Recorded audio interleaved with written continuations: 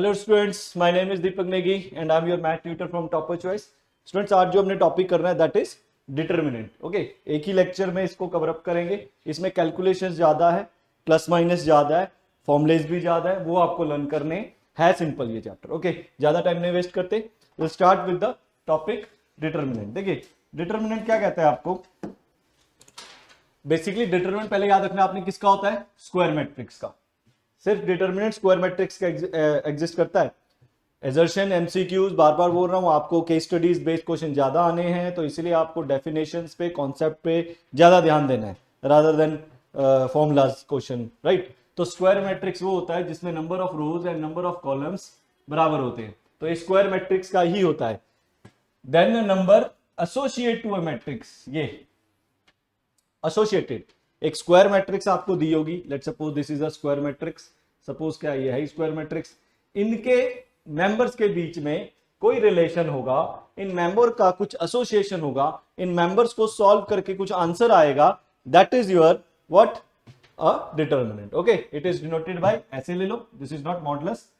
Determinant को ऐसे denote करेंगे या सिंपली आप डेल्टा लिख ले।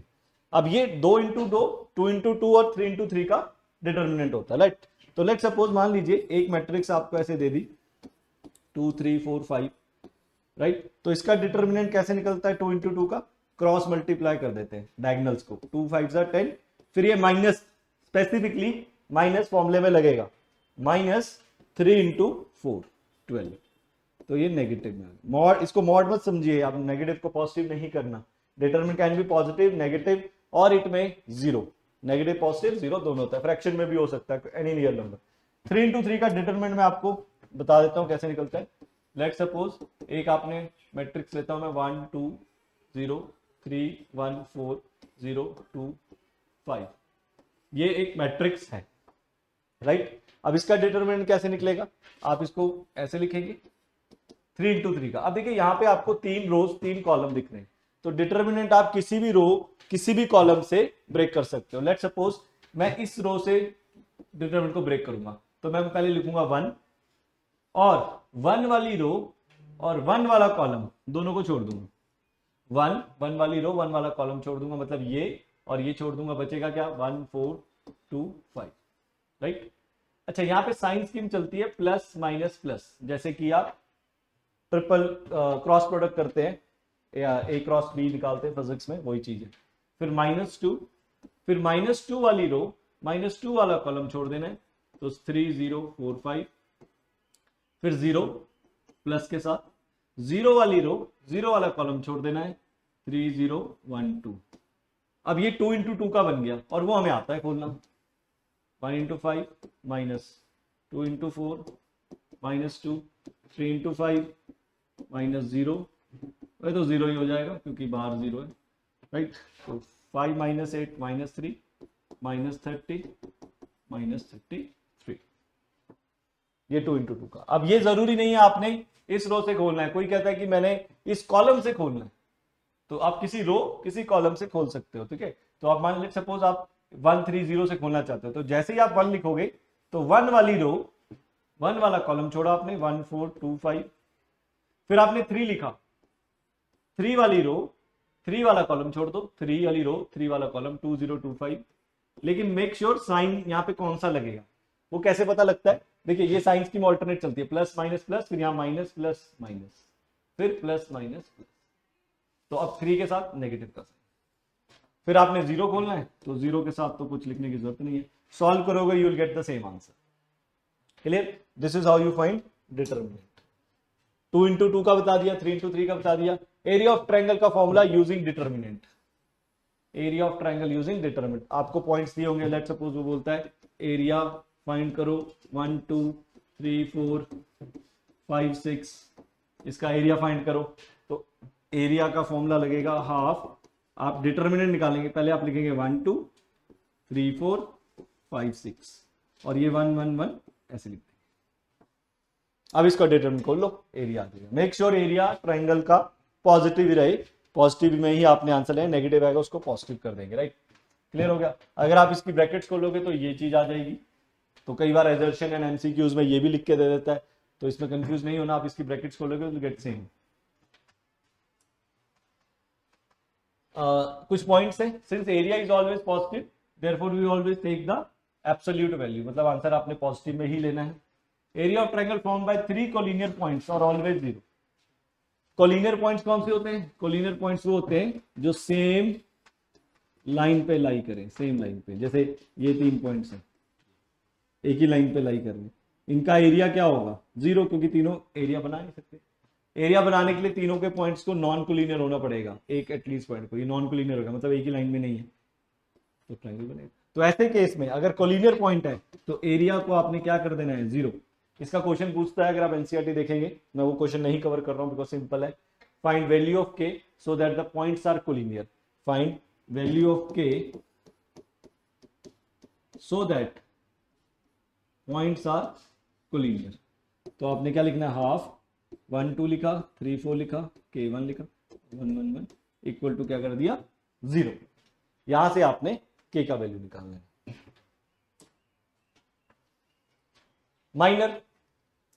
Minor of an element. Minor से पहले मैं आपको एक डिटर्मिनेंट की प्रॉपर्टीज बता देता हूं। डिटर्मिनेंट की ये, चलो पहले यहीं पे बता देता हूं माइनर के साथ ही। ये देखिए, एक कुछ प्रॉपर्टी है डिटर्मिनेंट की, प्रॉपर्टी ऑफ डिटर्मिनेंट। डिटर्मिनेंट का क्या क्या प्रॉपर्टी होता है? जैसे मान लीजिए आपने डिटर्मिनेंट निकालना है पावर ऐसे n यहां पे, तो आप इसको पावर को n को बाहर भी कर सकते हो। फॉर एग्जांपल मान लीजिए आपने a क्यूब का डिटर्मिनेंट निकालना है, तो इट इज क्वाइट लेंथी कि अगर पहले आप a क्यूब निकालोगे फिर उसका डिटर्मिनेंट निकालोगे। तो इसको करने का तरीका क्या है? पहले आप डिटर्मिनेंट निकाल लो फिर उसका क्यूब कर दो, सेम बात, इजी हो जाएगा। डिटर्मिनेंट के ए की पावर n मान लीजिए ये है, राइट, या सिंपली आपने डिटर्मिनेंट निकालना है के ए का।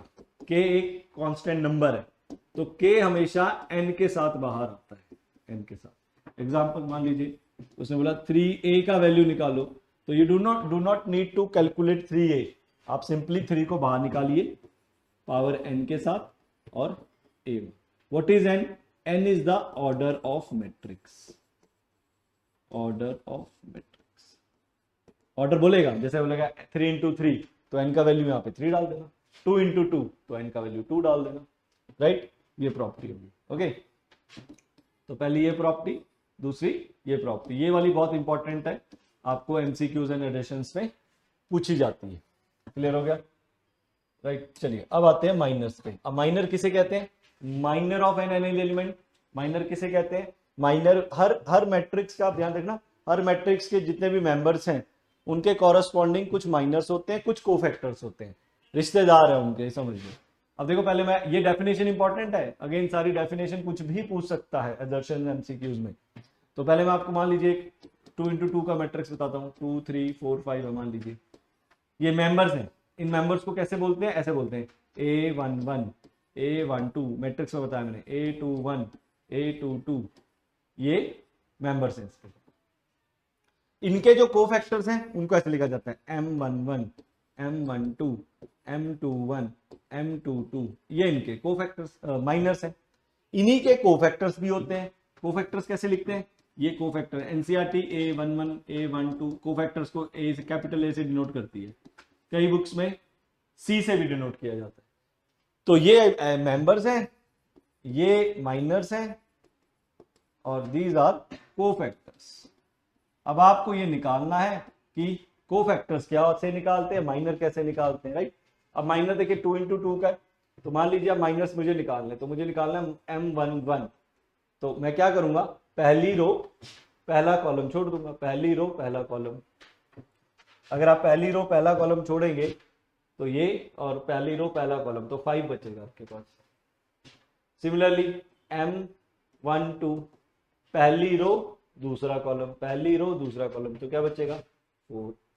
सिमिलरली M21 दूसरी रो पहला कॉलम, तो 3 बचेगा। M22 दूसरी रो दूसरा कॉलम, तो 2 बचेगा। ये आगे माइनस। राइट। अब देखो डेफिनेशन देखो इनकी क्या कहती है, माइनर ऑफ एन एलिमेंट, ये ए आई जे इनको बोल रहा है, इसका नाम होता है ए आई जे। तो कहता है इनके जो माइनर हैं is determinated by a matrix A is the determinant obtained by deleting ith row jth column। अब वो क्या कह रहा है, कहता है अगर मान लीजिए M11 निकालना चाह रहे हो, M11 निकालना चाह रहे हो तो इसका जो डिटर्मिनेंट है वो निकालो, किसका, पहली रो पहली कॉलम। तो मैंने वही तो करा, पहली रो पहला कॉलम छोड़ा, जो बचा मेरा आंसर उसका डिटर्मिनेंट मतलब उसका आंसर 5 ही तो है। 3 into 3 में ये थोड़ा बढ़ा जाएगा। तो ये डेफिनेशन है डिनोटेड बाय जेनजी। अब मैं कोफैक्टर्स भी ना आपको सीधा सीधा बता देता हूं, यहाँ पे आगे डेफिनेशन आएगी देखना। कोफैक्टर्स भी यहां मैं सीधा सीधा बता देता हूं। कोफैक्टर्स कैसे निकलते हैं, देखो minors and cofactors are same, minors and cofactors are same except जहां पे इन दोनों का सम ऑड बनता है। अब 1 + 2 3 ऑड, 2 + 1 3 ऑड, इन दोनों का सम ऑड बन रहा है। यहां पे आपने साइन चेंज कर देना इनका, अगर प्लस है तो माइनस कर दोगे, माइनस है तो प्लस कर दोगे, बाकी सेम रहेगा, बाकी नो चेंज। वो कोफैक्टर्स आ गए। अब देखो कोफैक्टर्स का डेफिनेशन, ये देखिए, cofactor of an element of a determinant matrix A I J. पहली बात, ये कोफैक्टर और माइनर मैट्रिक्स के नहीं होते, डिटर्मिनेंट के होते हैं, याद रखना, माइनर के नहीं होते, डिटर्मिनेंट के होते हैं। देखो कैसे उसने देखो लिखा ना, -1 की पावर i + j mij। अब देखो i + j, मान लीजिए मैंने M12 निकाला, M12 i और i j पता ना आपको, इसको बोलते हैं 2 4 3 5 मान लीजिए, तो इसको A11 बोलते हैं, इसको A12 बोलते हैं। तो ये इनको i बोलते हैं, दूसरे वाले को j बोलते हैं। तो अगर आप 1 2 पुट करोगे तो ये -1 की पावर 1 + 2 1 + 2 3, नेगेटिव में आ गया ना देखो। तो A12 और M12 सेम है, सिर्फ नेगेटिव का फर्क। ओके, तो माइनर मैंने आपको बताया, जैसे आप माइनर निकालते हो वैसे कोफैक्टर निकाल लीजिए, वही चीज आंसर आ जाएगी। ओके, अब एक आप माइनर, अब कोफैक्टर का एक मैं आपको निकाल के दिखाता हूँ, 3 into 3 का ले लेते हैं एग्जांपल हम, 2 1 0 3 2 5 1 0 5, ये लीजिए, राइट। अब ये एलिमेंट्स है, ये एलिमेंट्स है, अब इनका कोफैक्टर्स निकालने हमने, तो माइनस निकालने की जगह बस सीधा ये कोफैक्टर निकाल दे। चलो मैं सारे दिखाता हूं आपको। M11, अब पहली रो पहला कॉलम छोड़ोगे तो क्या बचेगा, 2 5 0 5।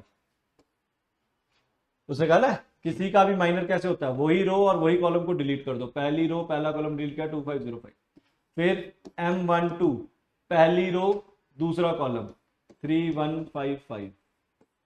M12 M13 पहली रो तीसरा column 3 2 1 0। This is how you find minor, एक के आगे, राइट। अब इसको सॉल्व कर लें, कैसे सॉल्व करना है, डायगोनल को मल्टीप्लाई, 10 - 0 15 - 5 0 - 2, राइट। 3 × 0 0 -2 15 - 5, ये आ गया। अब इसी का मैं यहाँ पे ना कोफैक्टर्स भी निकाल लेता हूँ। तो A11 अगर देखो 1 + 1 2 है, इवन नंबर है, तो सेम कोफैक्टर ही होगा 10। लेकिन अगर 1 2 है, इवन है, ये 1 + 2 इज इवन, तो सॉरी 1 + 2 इज ऑड, ऑड का कोफैक्टर क्या होगा, साइन चेंज कर दो माइनस से। फिर A13 1 + 3 इज इवन, तो आंसर इज। तो आप देखो cofactor and minors are same except उनका ये माइनस है, सिर्फ नेगेटिव एंड पॉजिटिव साइन का। ये मैंने 3 निकाले, इसी तरह 9 निकलेंगे, हर एलिमेंट का निकलना ही निकलना है, गेटिंग माय पॉइंट। अच्छा, अब एक प्रॉपर्टी और, इसके जो एलिमेंट्स हैं डिटर्मिनेंट के, उनको बोला जाता है A11 A12 A13 A21 A22 A23 A31 A32 A33, ये एलिमेंट्स है, राइट। अब इसमें और इसी के कोफैक्टर्स कैसे लिखते हैं, देखो इसी का कोफैक्टर कहां लिखा मैंने, 10 -10 और -2, ये मैंने 3 लिखे हुए, राइट। कोफैक्टर्स ये रहे, ये उसके एलिमेंट्स और ये उसके कोफैक्टर। अगर आपने आगे भी निकालना, you can find M21 M22 M23, you can find this also. तो M21 अगर आप देखो, second row first column, second row first column, second row first column, तो 5 आ जाएगा। M22 second row second column, second row second column 10 आ जाएगा। M23 second row third column -1 आ जाएगा। डायरेक्ट मैंने कर दिया ना, आप ऐसे करके करोगे, फर्स्ट टाइम कर रहे हो तो ऐसे करो, सेकंड टाइम कर रहे हो तो आप डायरेक्ट कैलकुलेशन कर सकते हो। इसका कोफैक्टर क्या होगा, 2 + 1 3 ऑड है, नेगेटिव हो जाएगा। इसका कोफैक्टर 2 + 2 4 सेम रहेगा, 2 + 3 5 कोफैक्टर चेंज हो जाएगा। तो ये कोफैक्टर है -5 10 और 1। सिमिलरली तीसरा भी आप फाइंड कर सकते हैं। अब एक प्रॉपर्टी मैं आपको बता रहा हूं चीज, डिटरमिनेंट। डिटरमिनेंट अभी मैंने आपको पीछे सिखाया था, ये डिटरमिनेंट कैसे निकालते हैं मैंने आपको यहां पे बताया था, ये वाला ये डिटरमिनेंट कैसे निकालते हैं ये वाला सिखाया था आपको, राइट। को किसी भी लाइन को उठाओ, किसी से मल्टीप्लाई कर दो। अब एक डिटरमिनेंट का एक और फॉर्मूला है कोफैक्टर के साथ, ये रहा। कोई भी एलिमेंट, अब ये एलिमेंट कौन से, ये रहे, इसको इसी के कोफैक्टर से अगर आप मल्टीप्लाई करते हो, ये इंपॉर्टेंट प्रॉपर्टी है, मैट्रिक्स की कोई भी रो को उठाओ और उसको उसी के कोफैक्टर से मल्टीप्लाई कर दो तो भी तो डिटरमिनेंट डायरेक्ट आ जाता है। तो वो इतना लंबा करने की जरूरत नहीं होती। कैसे, 2 × 10 20 कॉरस्पॉन्डिंग एलिमेंट्स, 1 × -10 -10, 0 × -2 is 0, तो आंसर आया 10। तो ये सीधा डिटरमिनेंट 10 आता है। तो चाहे आप किसी रो को उठाओ, किसी कॉलम को उठाओ और डिटरमिनेंट निकालो, या आप ऐसे निकाल लो तब भी आंसर है। अच्छा, एक प्रॉपर्टी और बताता हूं।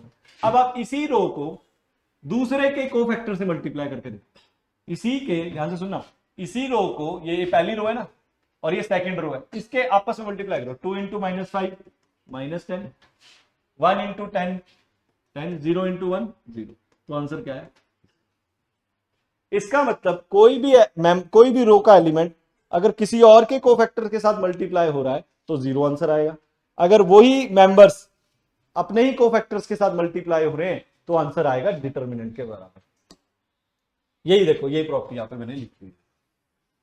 डिटरमिनेंट कैसे आ सकता है, ये उसके मेंबर है और ये उसका कोफैक्टर, ये मेंबर ये कोफैक्टर, मेंबर कोफैक्टर, तो डायरेक्ट आंसर आ जाता है, राइट।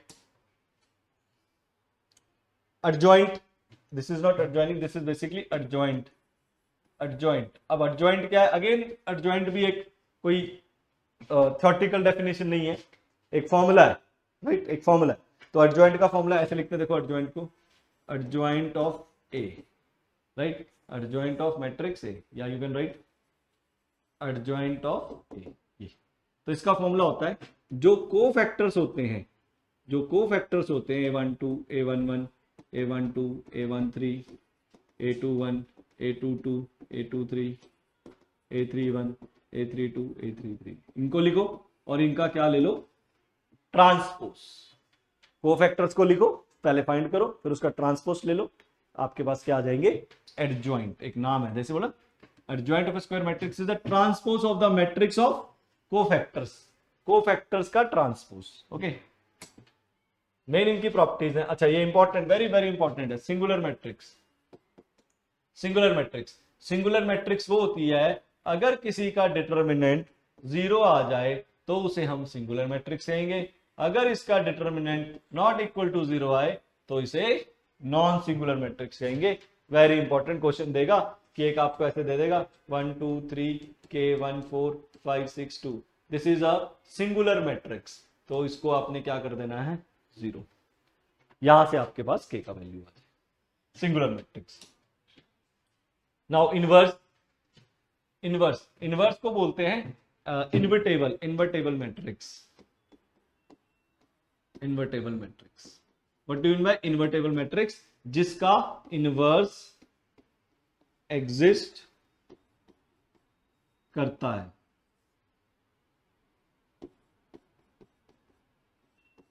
जिसका इनवर्स एग्जिस्ट करता है उसको बोलते हैं इन्वर्टेबल मैट्रिक्स। अब मान लीजिए, डेफिनेशन है इसकी बेसिकली, मान लीजिए दो मैट्रिक्स को मल्टीप्लाई किया, आइडेंटिटी के इक्वल आ गए, फिर उनको आगे पीछे किया तो भी आइडेंटिटी के इक्वल आ गए।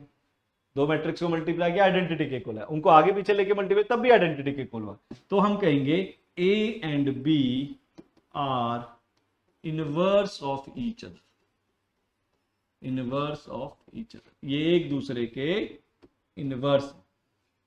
अगर दो मैट्रिक्स को मल्टीप्लाई करके आइडेंटिटी के बराबर आ गए तो ए बी का इनवर्स है, बी ए का इनवर्स, राइट। निकालते कैसे हैं, ये आपके सामने मैंने फॉर्मूला लिख दिया। ये 1/, पहले डिटर्मिनेंट निकालिए, फिर एडजॉइंट निकालिए, दोनों को डिवाइड कर दीजिए या दोनों को लिख दीजिए आपस में। बट इसकी कंडीशन है इनवर्स किसका एग्जिस्ट करेगा, only for non singular matrix, non singular matrix. जो नॉन सिंगुलर मैट्रिक्स है उसी का, मतलब डिटरमिनेंट 0 नहीं होना चाहिए। अगर डिटरमिनेंट 0 आ गया तो इनवर्स एग्जिस्ट नहीं करता है। इनवर्स की प्रॉपर्टीज, अगर इनवर्स का दोबारा इनवर्स ले लो, ए बन जाता है। This is important. अगर 2 मल्टीप्लाई में है या 3 मल्टीप्लाई में, उनका इनवर्स निकालना है, तो अगर आप ब्रैकेट खोलोगे तो पहले सी का इनवर्स आएगा, फिर बी का इनवर्स आएगा और फिर ए का इनवर्स आएगा। ओके, और ये भी चाहे आपको ट्रांसपोज निकालो फिर इनवर्स निकालो, या पहले इनवर्स निकाल लो फिर ट्रांसपोज ले लो, सेम ही बात है। ऑब्वियसली आपको पता है ये डायरेक्ट तो सीधे सीधे क्वेश्चन नहीं पूछेगा कि फाइंड करो ए इनवर्स, उसका ट्रांसपोज निकालो, वेरीफाई करो, नहीं। साफ दिख रहा है MCQs, assertion based, case based questions पे ये चीजें पूछने वाली हैं, सीधा सीधे ये कोई डायरेक्ट क्वेश्चन नहीं पूछने वाला।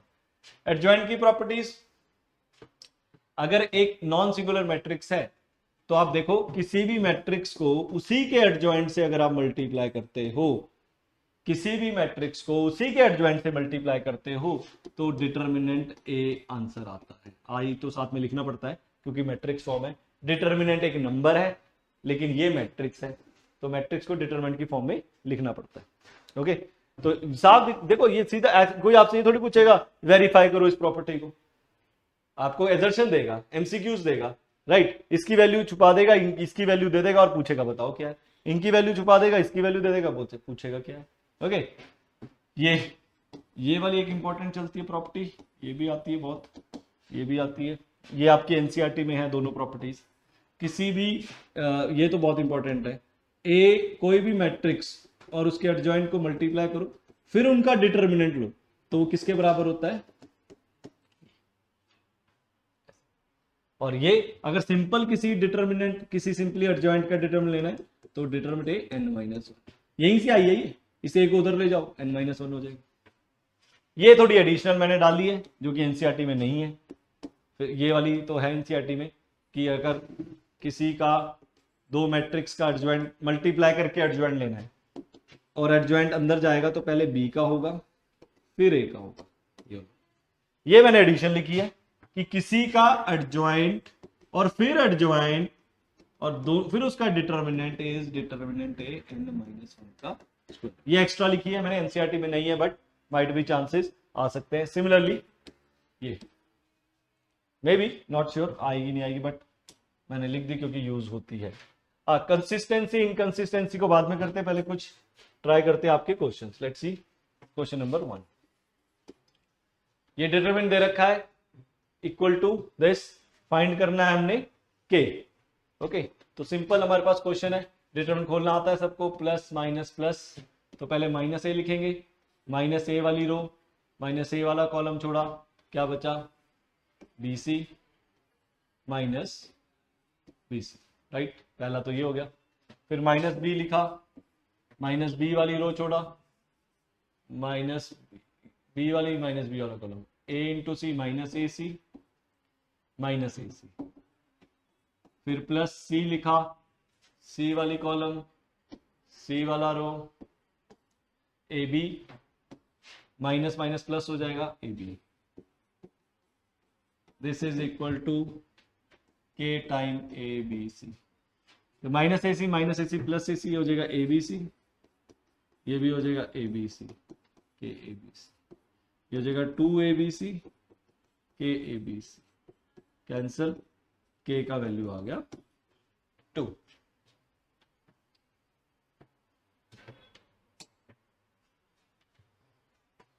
ओके, इसको क्वेश्चन देखें, ये आपको दे रखा है, देखो determinant A cube equal to 27, determinant of A cube is 27। अब देखो मैंने आपको बताया था आप इसको ऐसे भी लिख सकते हो, पावर को बाहर भी कर सकते हो, सेम है, पावर को आप बार भी कर सकते हो। अब डिटरमिनेंट कैसे निकलता है, a इंटू ए, अल्फा है basically, alpha square minus 2 into 2 4, ऐसे निकलता है determinant.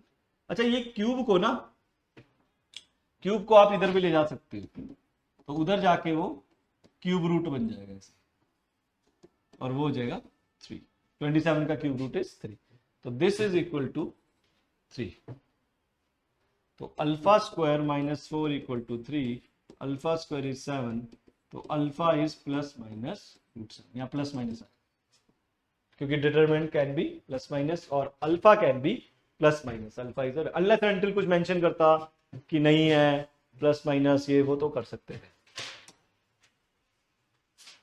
Third, if A and B are square matrix, देखो ये मैंने आपको बताया था 3ab, प्रॉपर्टी बेस्ड क्वेश्चन है सारे, ये पूछ रहा है।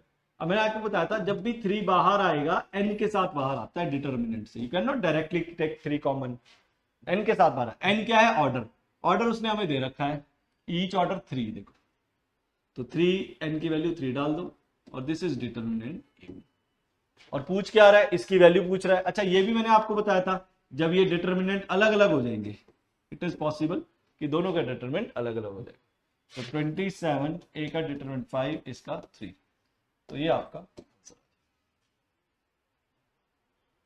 राइट, दोनों डिटरमिनेंट को आप सेपरेटली कर सकते हो।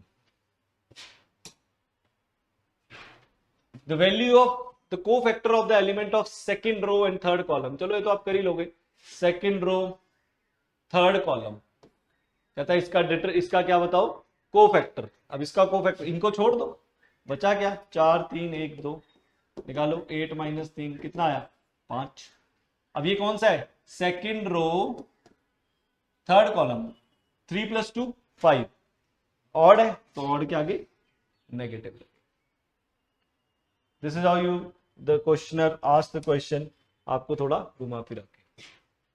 Given the matrix inverse A is, अब देखो ए इनवर्स दे दिया आपको और ए मैट्रिक्स पूछ रहा है। मैंने आपको बताया था कि अगर आप कोई भी मैट्रिक्स को, ध्यान से सुनना मेरी बात, कोई भी मैट्रिक्स को उसी के इनवर्स से मल्टीप्लाई करोगे आपके पास क्या आएगा, आइडेंटिटी। क्योंकि एमसीक्यू बेस्ड है तो आपको मैं इजी वे में करवा सकता हूं, कोई भी मैट्रिक्स को उसी के इनवर्स से मल्टीप्लाई करोगे आइडेंटिटी आएगा। तो बस सिंपली आप क्या करो, ये मैट्रिक्स है, ऑप्शन उठा लो कोई भी, राइट, ये इनवर्स तो ये है, ए उठा लो कोई भी, आप आगे पीछे भी लिख सकते हो, जरूरी नहीं, ऐसे दोनों पॉसिबल है। एक मैट्रिक्स और दोनों को मल्टीप्लाई करो, अगर वो मैट्रिक्स आई के इक्वल आ जाए आइडेंटिटी तो वो इनवर्स होगा, वो उसका ए मैट्रिक्स है सिंपली।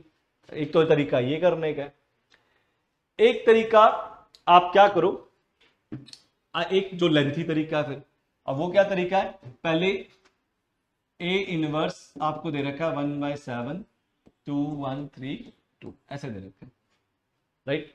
आप क्या करो, टेकिंग इनवर्स बोथ साइड, दोबारा से इनवर्स ले लो इसका, इस मैट्रिक्स का, राइट।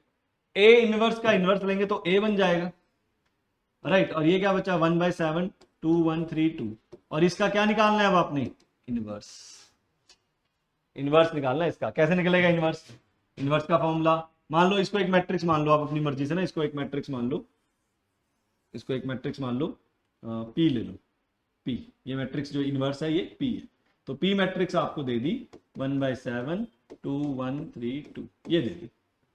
इसका आपको क्या निकालना है, इनवर्स, ये मैट्रिक्स पी है तो इसका इनवर्स निकालना, और इनवर्स का फॉर्मूला अभी बताया मैंने, उसका डिटरमिनेंट देन उसका एडजॉइंट, ये लेंथी तरीका है। और शॉर्टकट तरीका ये है कि ऑप्शन उठाओ, दोनों को मल्टीप्लाई करो, आइडेंटिटी के इक्वल आ जाए, उससे शॉर्टकट हो जाएगा। अदरवाइज ये तरीका लगा, अब मैं निकाल देता हूँ, चलो अगर निकालना चाहते हो तो ठीक है निकाल लोगे, अब मैं डिटरमिनेंट पे नहीं जा रहा हूँ, आगे वाली कैलकुलेशन लेंथी है थोड़ी।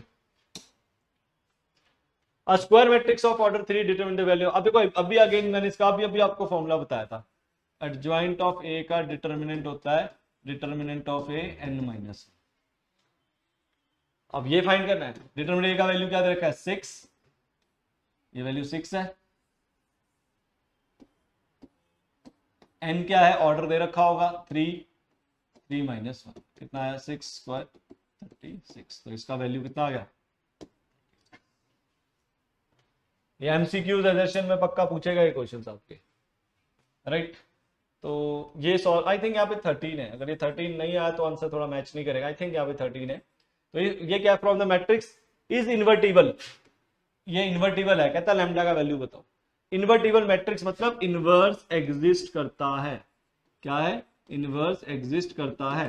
तो उसका जो जिसका इनवर्स एग्जिस्ट करता है, right, from the matrix to be invertible the value of lambda, right. अब आपने क्या करना है, इसका इनवर्स एग्जिस्ट करता है तो आपने क्या करना है, इसका डिटर्मिनेंट निकालना है और नॉट इक्वल टू 0 करना है। इन्वर्टिबल उल्टा नहीं करना, अगर यहाँ पे बोलता सिंगुलर तब 0 कर देते, तो यहाँ पे उसने बोला इन्वर्टेबल, तो आपको इसका डिटर्मिनेंट निकालना है और नॉट इक्वल टू 0 करना है। डिटर्मिनेंट निकालते, देखो पहले 2 लिखो, 2 वाली रो 2 वाला कॉलम, 13 इंटू 2 26 माइनस 0, फिर माइनस माइनस प्लस 1 हो जाएगा, ये साइन चलते हैं, plus minus plus, right.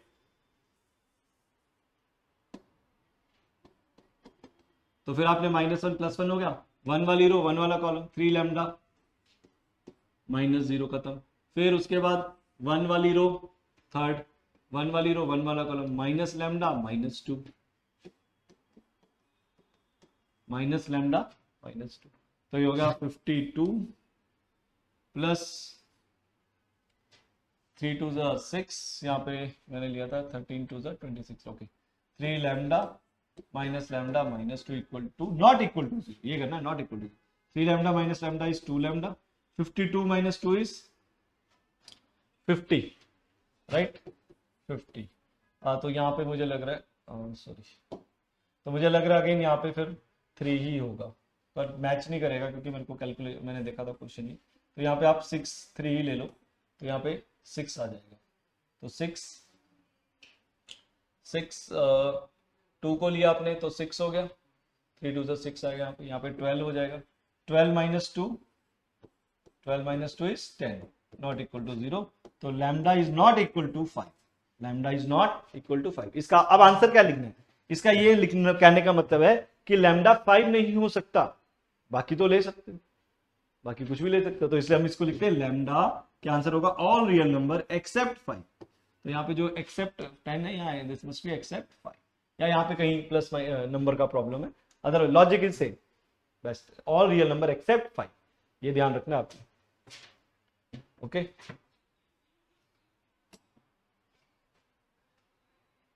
Case study आती है, देखें केस स्टडी में क्या है, इक्वेशन बनानी पड़ेगी आपको, केस स्टडी में क्या है, आपको इक्वेशन फॉर्म करना पड़ेगा। क्या है equation, Gautam buys 5 pen 3 bags 1 instrument box and pays a sum of rupees 160, dollar है वो, दैट इज अ डॉलर, ये सी नहीं है, that is a dollar, 160, right. अब गौतम मान लेते हैं एक पेन की कॉस्ट ऑफ 1 पेन x ले लेते हैं, और 1 बैग की y ले लेते हैं, और 1 इंस्ट्रूमेंट की z ले लेते हैं।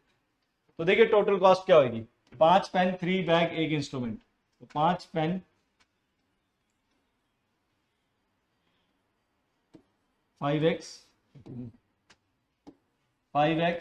Plus 3y plus z equal to 160, ये आ गई। From the same shop Vikram buys 2 pen 1 bag and 3 instrument, cost 190, and third is 1 pen 2 bag, 1 pen 2 bag and 4 instrument, cost $250, $250। देखो बन गई ना इक्वेशन, ऐसी इक्वेशन बोल रहा है, राइट। उसने कहा convert the given equation into matrix, बना दिया। अब वो कहता है इसको ax इक्वल टू बी की फॉर्म में लिखो, ax इक्वल टू बी, ये फॉर्मेट कैसे लिखा जाता है, देखो ध्यान से देखना, matrix ax equal to B कैसे लिख सकते, पहले कोफिशिएंट ले लो, 5 3 1 5 3 1 2 1 3 2 1 3 1 2 4, कोफिशिएंट उठा लिए, और यहां पे लिख लो x y z, और यहां पे लिख लो इक्वल टू करके जो ये नंबर बचे।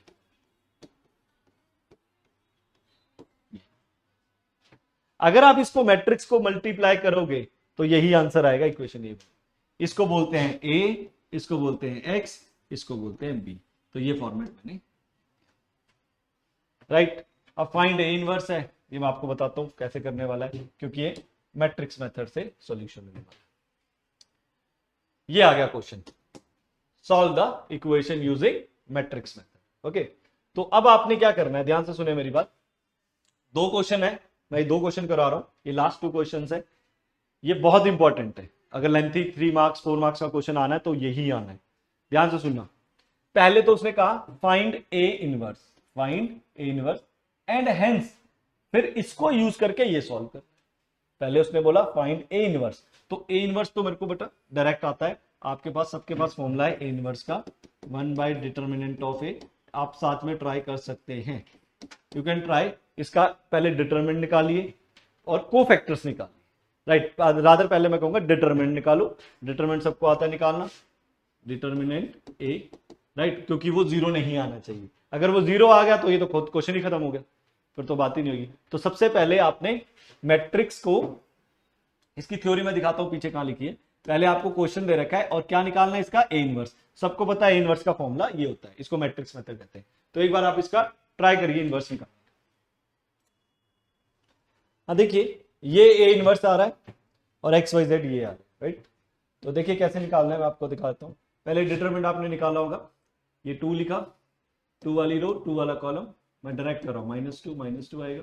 फिर -1 लिखा, -1 वाली रो, -1 वाला कॉलम, -3 -1, राइट। और उसके बाद -3 लास्ट वाला, -3 माइनस कॉलम छोड़ा, 6 -2, -4 -8, -4 + 4 6 -12, तो ये -16, तो ये -16। और ए इनवर्स निकालने का फॉर्मूला मैंने आपको बताया था, पहले आपको एडजॉइंट अब निकालना है। एडजॉइंट का मतलब जो कोफैक्टर्स हैं, a11 a12 a13 a21 a22 a23 a31 a32 a33 का ट्रांसपोज, ये सारी वैल्यूज निकालनी पड़ेगी आपको। ओके, मैं थोड़ा डायरेक्ट कर देता हूं, राइट, डायरेक्ट कर देता हूं मैं। ओके, आप थोड़ा सा फर्स्ट टाइम कर रहे हैं तो कैलकुलेशन करिए, पर मैं यहाँ पे डायरेक्ट कर रहा हूं। ओके, देखिए, तो सबसे पहले जब आप a11 निकाल रहे हैं, a11 निकाल रहे हैं, तो पहली रो पहला कॉलम छोड़ो, राइट। तो ये -2 -4 आएगा। अब देखो जो जिसका जो ऑड है वो साइन चेंज बाद में कर देंगे, बट मैं ये डायरेक्ट कर रहा हूं, बट आपने प्रॉपर निकाल के दिखाने हैं, को फैक्टर अलग से निकाल के, ये आपको ना ऐसे ऐसे निकाल के दिखाने, a11 a12 a13, पेपर में ऐसे फाइनल आपको निकाल के दिखाना। अगर ये बड़ा क्वेश्चन है तो 3 नंबर का है 4, अगर आप सीधा मेरी तरह कर दोगे तो मैं तो वीडियो बना रहा हूँ, इसलिए शॉर्ट वीडियो बनानी है तो मैं डायरेक्ट कर रहा हूँ। आपको ये सारे दिखाने पड़ेंगे, स्टेप नंबरिंग है, अगर आपके बीच में कहीं गड़बड़ हो गई तो आपको स्टेप मार्किंग मिल जाएगी। तो मेक श्योर आप ये करें, राइट।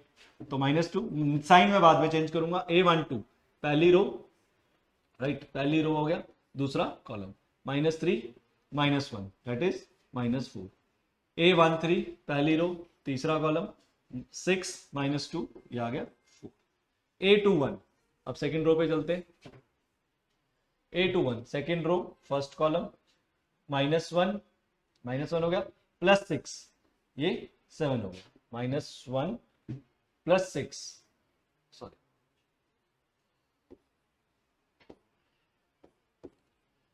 -1 ये आ गया, इंटू -6 5 हो गया ये। फिर first row sorry second row second column, second row second column, -2 +3 ये 5 हो गया आपका, राइट, यहाँ पे आ रहा है। फिर आपका second row third column, 4 -1 and it is 3। Similarly अब आप थर्ड रो फर्स्ट कॉलम करेंगे, 1 +6 7, first row second column, 2 +9 11, first row third column, 4 -3 1।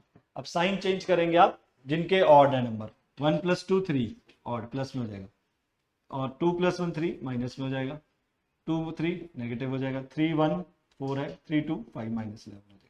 इसका क्या लेना है आपने, ट्रांसपोज। अब जब इसका ट्रांसपोज लेंगे तो क्या बन जाएगा आपके पास, -4 4 4 ये आ गया, -5 5 -3, 7 -11 1, 7 -11 1, राइट।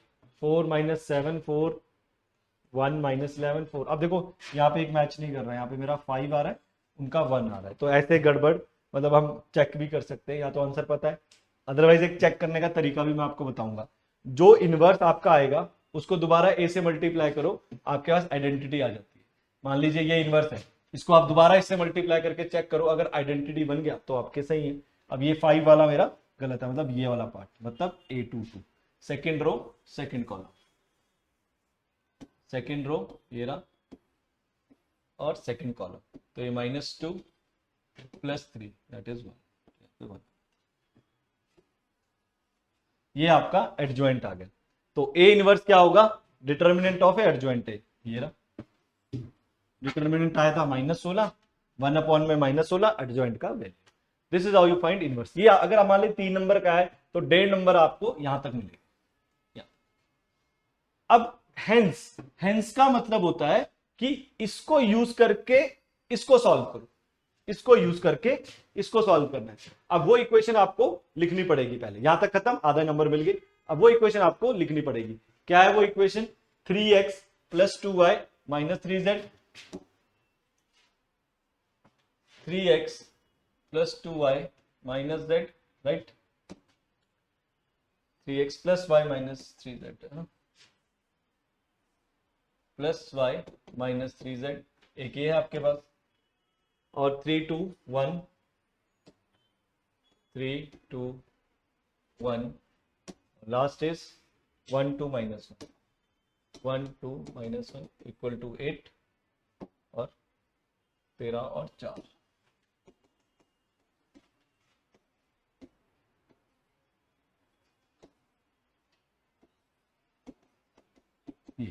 ये इक्वेशन है। अब आप इसको मैट्रिक्स फॉर्म में लिखो। मैट्रिक्स फॉर्म में मैंने आपको बताया था कैसे, 3 1 - 3 3 2 1 1 2 - 2, ये फिर यहाँ पे x y z और यहाँ पे 13 4 8। अगर आप ध्यान से देखो ये 3 1 - 3 3 2 1, ये और जो आपने ये मल्टीप्लाई रूप ये मैट्रिक्स उसने आपको गिवन करी थी, ये दोनों सेम है। 2 1 - 3 2 1 - 3, इसके कोएफिशिएंट देख लो सीधा, 3 2 1 3 2 1 1 2 - 1 1 2 - सेम है, राइट। तो अब क्या करेंगे हम, अब क्या करेंगे, इसको a लिखा, इसको x लिखा, इसको b लिखा, ये मैट्रिक्स मेथड है। इसकी थ्योरी अभी लास्ट में दिखाता हूँ, कहां फॉर्मूले लिखे हुए मैंने। यहां से x का वैल्यू कैसे निकालेंगे, a ऐसे हो जाता है, a उधर चल जाता है, ऐसे समझ लो, या बोथ साइड a इनवर्स से मल्टीप्लाई कर दो, एक ही बात है। बोथ साइड से इनवर्स से मल्टीप्लाई करोगे, ये आइडेंटिटी बन जाएगा, इनवर्स उधर चल जाएगा, तो you can directly right x = a inverse. अब यहां जो a इनवर्स यूज करा है आपने, दोबारा नहीं निकालना। ये बच्चे गलती करते हैं, यहाँ पे दोबारा इनवर्स निकालने लग जाते हैं, वो नहीं करना। यहाँ पे सिर्फ और सिर्फ आपको जो पीछे ए इनवर्स आपने निकाला है वो, और उसको मल्टीप्लाई कर देना है किसके साथ, बी के साथ। बी क्या है, 13 4 8, और ए इनवर्स आपने एज इट इज ये यूज करना है।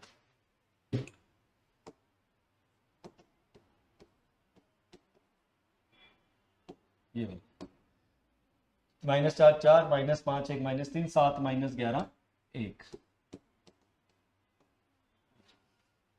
अब ये आपने सिंपली मल्टीप्लाई करो, कैसे करेंगे, मल्टीप्लाई करेंगे, -4 × 13 52, -5 × दिस 20, 7 × 56। फिर ये रो इस कॉलम से, अब सेकेंड रो 14 × 3 52 + 4 -88। फिर नेक्स्ट 4 × 3 52 -12 + 8, 52 56 4 24 2 है ना, 56 और -52 4 4 और 4 24, या 24 बच रहा आपके पास, हमारे पास एक सेकंड चेक करें, आंसर है 1 16 -4 4। अच्छा ये वैल्यू देख लेते क्या, 13 4 8, 13 4 8, ठीक है, -4 -4 -5 -7, -4 -5 -7, तो दिस इज -52, ये -20 आएगा, -5 × -20, तो -20 -56 + 56, ये कितना हो गया, -4 + 4 और -6, ये -16। राइट। तो 4 इंटू 2 52 50 अभी 56 88 माइनस 56 32 माइनस 32 आ गया 52 प्लस आर 60 60 माइनस 12 48। अब 16 से डिवाइड करो, माइनस 16 से ये 1 रह जाएगा, ये माइनस ये 2 रह जाएगा और ये 3 रह जाएगा। तो देखिए ये वैल्यू लिखी थी हमने 1 2 माइनस 3, ये माइनस 3 आएगा क्योंकि नेगेटिव है positive. This is you how you find X Y Z. पूरा फुल फ्लैज क्वेश्चन मैंने आपको करवा दिया। एक क्वेश्चन और है वेरी इंपॉर्टेंट, अब ये एक बार आप ट्राई करें, टेक 2 मिनट्स। इन दोनों को मैट्रिक्स को सिंपली मल्टीप्लाई करिए, ये भी 3 नंबर का सम, दोनों को सिंपली मल्टीप्लाई करिए, मल्टीप्लाई करके देखिए क्या आंसर आता है, देन टेल मी। देखिए मल्टीप्लाई करके ये आ रहा है 67 67 67 बाकी 0 0। लेट्स सी देखिए कैसे आया। 1 into minus 6 2 into 17 34 minus 1 into minus 6 2 into नीचे को था 28 माइनस 3 इंटू दिस 45, ये पहला है। फिर 1 इंटू 17 रो कॉलम से किया मैंने पहले, अब इसी रो को सेकंड कॉलम से करो। 2 इंटू 5 प्लस 10 माइनस 3 इंटू 9 27 और लास्ट यही रो तीसरे कॉलम से 1 इंटू 13 माइनस 16 प्लस 3। मैं एक ही कर रहा हूं, बाकी देखिए आएगा, देखो आ ही रहा है 45 प्लस 28 इज 45 13 4 73 माइनस 6, तो ये 67 हो गया। और ये 0 आ रहे हैं 17 10 27 13 3 16 0 राइट। कोई भी उठा लो तो मल्टीप्लाई, फिर इस रो को इस कॉलम से, इस रो को इस कॉलम से, इस रो को इस कॉलम से, फिर इस रो को इस कॉलम से, इस रो को इस कॉलम से, you will get this. Multiplication है बेसिक। ओके अब मेन आ गया हेंस, जो हेंस लिखा है ना दैट इज मेन, जो हेंस लिखा हुआ है हेंस इज इंपॉर्टेंट। ये hence solve the system of linear equation. देखिए सिस्टम ऑफ के कोफिशिएंट लिखिए 1 2 माइनस 3 2 3, कोफिशिएंट लिख रहा हूं 2, फिर 3 माइनस 3 माइनस 4 और यहाँ पे क्या लिखेंगे आप एक्स वाई जेड और यहाँ पे -4 2 11, ये लिखा। ध्यान से देखिए इसके बाद अब देखो ये मैट्रिक्स इन दोनों में से किससे मिलती जुलती है, इसको देखना। ये मैट्रिक्स इन दोनों से किससे मिलती जुलती है, आई थिंक फर्स्ट वाले से मिल रही है।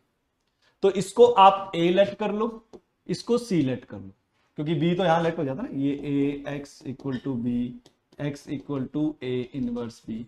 अब बच्चे क्या करते हैं, फिर ए इनवर्स निकालेंगे यहाँ पे, फिर दोबारा ए इनवर्स निकालेंगे, पॉसिबल नहीं है इनवर्स निकालना, दोबारा नहीं निकाला, पॉसिबल तो यहाँ पर निकालना नहीं है। अब इसको इसकी हेल्प से निकालेंगे इनवर्स, हेंस इसको। अब देखिए कैसे, ये ए लिया मैंने और ये सी लिया, किसके को लाया था ये, इसके, इसको ना ऐसे भी लिख सकते हैं 67 कॉमन ले लो और ये बन जाता है 67i, तो इसको लिखो 67i। ए इनवर्स से मल्टीप्लाई करो बोथ साइड, क्योंकि ए इनवर्स निकालना है तो both side multiply by A inverse. A inverse into A identity होता है, 67 A inverse into I A inverse ही होता है, आई इंटू सी करेंगे तो सी ही आएगा। ए इनवर्स का वैल्यू आ गया 1/67 इंटू सी, ये लो। अब यहां पे जो ए इनवर्स यूज करूंगा 1/67 इंटू ए इनवर्स का वैल्यू सॉरी 1/67 सी, और सी क्या लेट किया था मैंने, ये -6 17 13 14 5 -8 -15 9 -1 ये रहा, इंटू बी, बी क्या है, ये आपके पास वैल्यूज आ गई। ओके तो यहां पे जो एक्स वाई जेड की वैल्यू आ रही है 3 -2 1, ये आप चेक भी कर सकते हो, इसको इस इक्वेशन में डालो एक्स वाई जेड की वैल्यू और चेक करो -4 के इक्वल आया या नहीं। 3 + 4 7 -3 राइट, तो 3 + -4 और +3 ठीक है, -4 ही आ रहा है राइट। तो ये आप, मैं अब नहीं सॉल्व कर रहा हूं, अब तो आ रहा है बेसिक मल्टीप्लाई ना, मल्टीप्लाई करना है इससे फिर इसको दे राइट। यहाँ पे ये आपका चैप्टर खत्म हो गया, लंबी वीडियो बन गई है क्योंकि मैंने क्वेश्चंस भी आप सारा कवर कर दिया, मैंने कुछ नहीं बचा है, सिर्फ आपकी थोड़ी सी प्रैक्टिस की जरूरत है। और इसका फॉर्मुलेस कहाँ से हैं, जो ये मैंने आपको बता रहा था, ये रहा मैट्रिक्स का ax = b हम लिखते थे सिस्टम ऑफ लीनियर इक्वेशन। अगर डिटरमिनेंट 0 नहीं आया तो हम बोलते हैं सिस्टम क्या है, कंसिस्टेंट एमसीक्यू एजर्शंस में अगर किसी का डिटरमिनेंट जीरो नहीं आया इसे नॉन सिंगुलर मैट्रिक्स भी बोलते हो, राइट, और जीरो नहीं आया तो इसे कंसिस्टेंट भी बोलते हो, और अगर एक ही आंसर आएगा तो हम उसे बोलते हैं यूनिक सॉल्यूशन। ध्यान से सुनो, अगर डिटरमिनेंट जीरो नहीं आया तो उसे आप बोलते हो कंसिस्टेंट और यूनिक सॉल्यूशन। यूनिक का मतलब कि एक्स और वाई की जेड की एक एक वैल्यूज आएंगी, उसे यूनिक सॉल्यूशन बोल रहे हैं। जैसे अभी हमारा आया था वो सारे यूनिक सॉल्यूशन थे। अगर डिटरमिनेंट जीरो आ गया तो इनकंसिस्टेंट बोला जाता है। अगर डिटरमिनेंट जीरो आ गया तो इनकंसिस्टेंट बोला जाता है, ये ध्यान रखना, राइट। अब डिटरमिनेंट जीरो आने के बाद, इसका क्वेश्चन एनसीईआरटी में नहीं दे रखा, डिटरमिनेंट जीरो आ गया, फिर आपने क्या करना है, एडजॉइंट निकालना है, बी से मल्टीप्लाई करना है। अगर वो जीरो के बराबर नहीं आया तो उसे हम बोलते हैं नो सॉल्यूशन। अगर वो जीरो के बराबर आ गया तो उसे बोलते हैं हम infinitely many solution. Determinant zero, फिर निकालोगे एडजॉइंट ए और उसको मल्टीप्लाई करोगे बी से। अगर वो जीरो आ गया इनफाइनाइटली, अगर जीरो नहीं आया तो नो। बस इतना से यहीं पे ये चैप्टर खत्म होता है, कंप्लीट होता है। प्रैक्टिस चाहिए। Thank you, bye bye. Next chapter start करेंगे कॉन्टिन्यूटी एंड डिफरेंशियबिलिटी चैप्टर, उसमें हम 5.1 and followed by differentiation. Okay, तो स्टूडेंट्स यहाँ पे आपका टॉपिक खत्म होता है।